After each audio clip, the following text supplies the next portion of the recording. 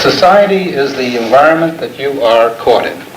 If the society is constantly frustrating you, you then increase the methods that you are most familiar with. And when that fails, you go into a state of anxiety. And once you're scared, of course, that further disables you because your thinking process is not as clear once you are frightened. Then primitive urges come. I want to run away. I just want to hit out and fight. I don't know what I want to do.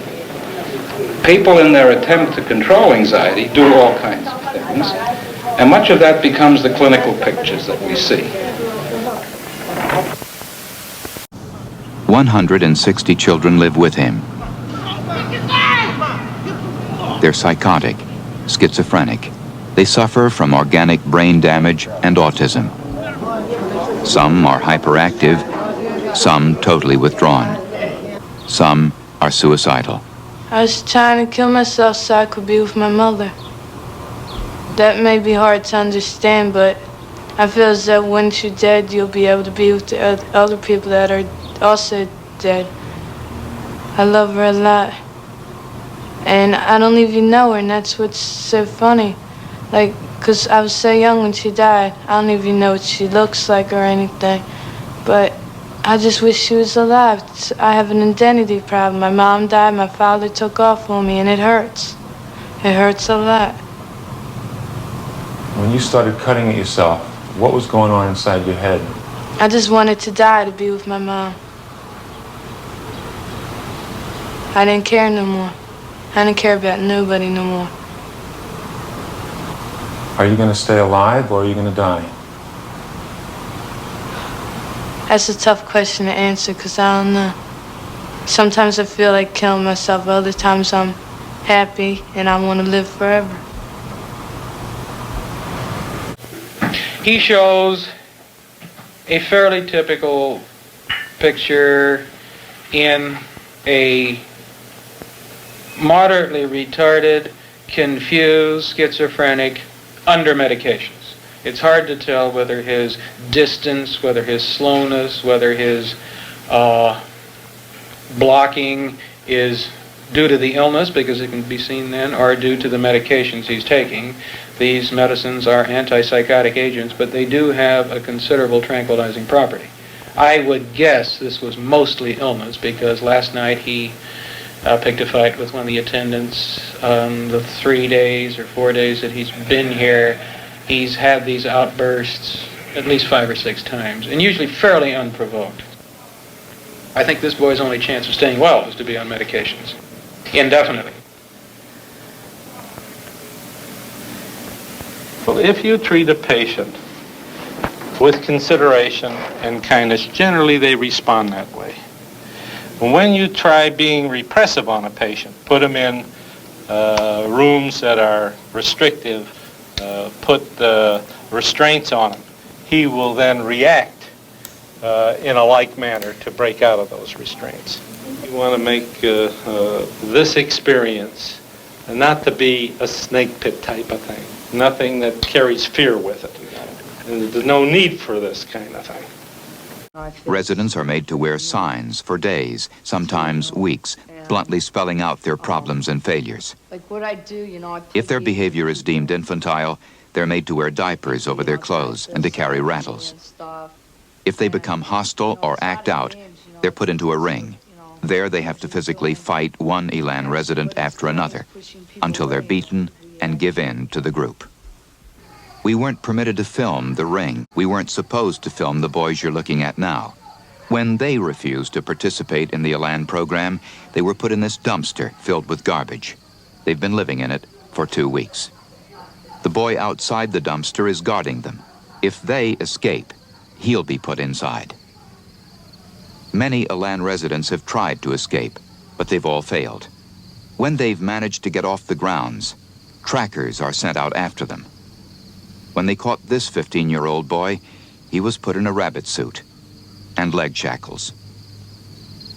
Why did they put you in chains and in a rabbit suit? Because I ran away. When they put him on me, they told me, that they were going to be on me, until I left. But, it's been 2 weeks so far. What does it do? Okay, it humiliates him and it restricts his movement.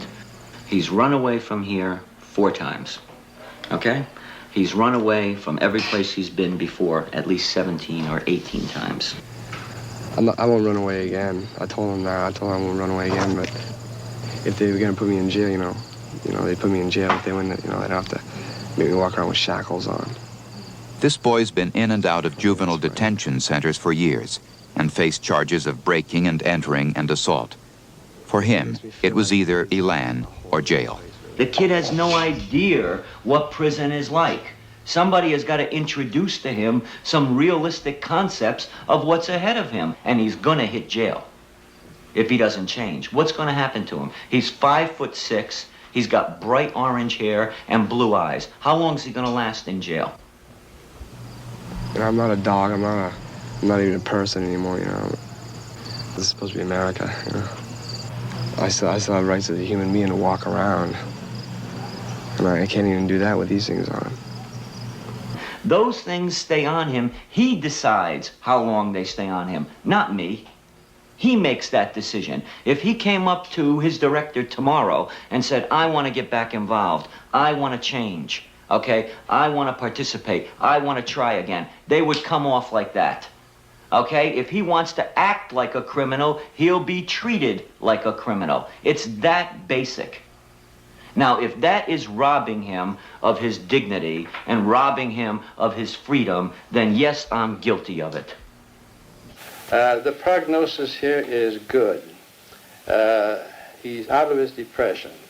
Now, he has been on antipsychotic medication. But in addition to that, we're going to give him a few electroshock treatments. And the reason for that is not to make him forget his paranoid ideas, but rather to get him in a mental attitude so that he'll be more amenable to therapy, so that these paranoid ideas can be explained to him and help him to resolve them. The original terminology for this treatment was electroshock therapy. The word shock, an electric shock, is, in the public mind, if you got an electric shock, you could get killed. And there was a great deal of association between electric shock and execution, especially when the electric chair was very popular. And I think it was a very unfortunate naming of a treatment, because the actual treatment is merely a self-stimulated or an outwardly stimulated convulsion. So the real correct name for this treatment is electroconvulsive treatment. I would say honestly, to this day, we have no exact knowledge as to how it works. You know what's going on with him? What's the matter with him? You know what's going on? Not really. Brian is... It's kind of scary. It's falling, the house is falling down. Brian's a very psychotic young man. Mark. So like I said, he was doing really, really well up until about a month or so ago, and he started just regressing, going completely the opposite way. It's like he's coming unglued, and he's hallucinating a lot more. He really has no sense of what reality really is. The other night he was in his room crying, and I knocked on his door to open up and said, Brian, what are you crying about?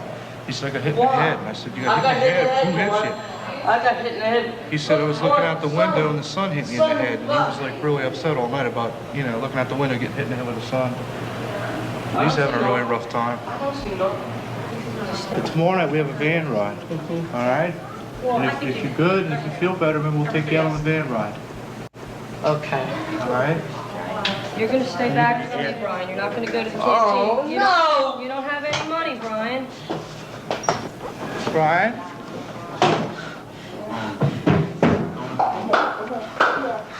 Settle down, Brian. Come on. Now settle down. That's it. You breathe. That's it. Come on, lay down on your bed. All right, come on. Brian, no, you're not going to take this over.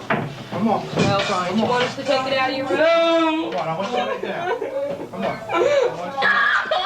Yeah, you're getting Brian, yourself you're getting all worked up. Come on. Come on.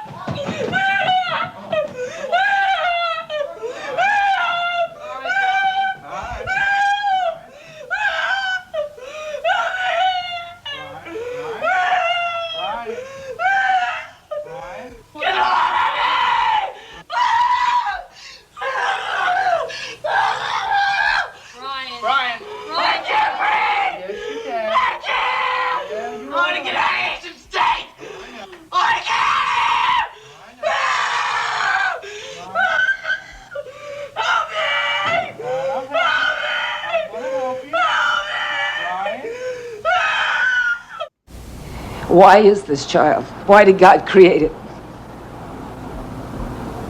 And that's all I've always wondered, you know. Why is Billy here? I don't know. Billy Calhoun has not been given aversive shock therapy or a lobotomy. Although he still lives in the Sagamore Infirmary, now he's out of restraints 13 hours a day.